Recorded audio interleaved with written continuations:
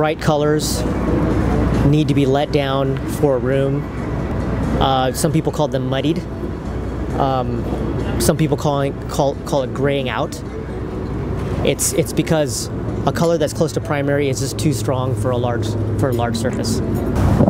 Hello, I'd like to talk about the color concept of let down, particularly for interiors, because typically everybody uses the same strategy for picking colors as they do for picking paint colors as they do for picking colors like for a car or a sweater. That's where most people's experience is. I've worked as a painting contractor for 22 years, so I have a lot of experience picking paint colors, and it's a lot different than picking colors for other things like picking clothes. So you can't translate the two. You can pick a very bright orange shirt that would not work on the wall of your house, primarily because the size of your wall is much larger than the size of your shirt. So for footprint, I'm not a very large man, but my shirt laid out flat would probably be 3 square feet, and the part that you see might be 2 square feet. But even one wall in a typical house, 7.5 feet from floor to ceiling, could be 500 square feet.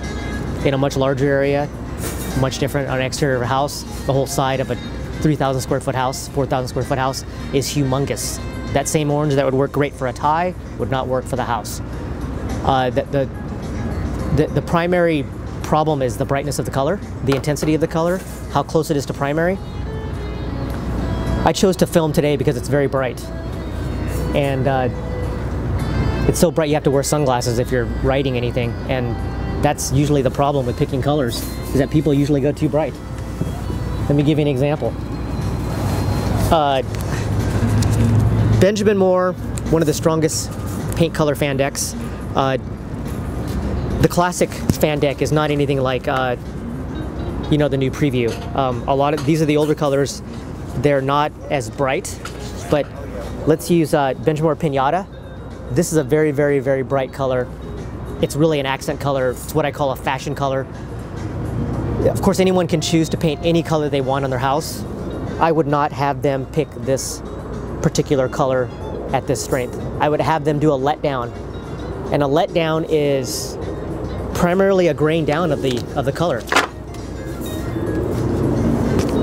I learned letdown initially from being a young painting contractor in the early 90s. There was a company that doesn't exist now called Ameritone. Put your hand over your heart. And Ameritone has a system that I haven't seen actually topped to this day, although there are some pretenders. Their color key system is divided into cool and warm palettes.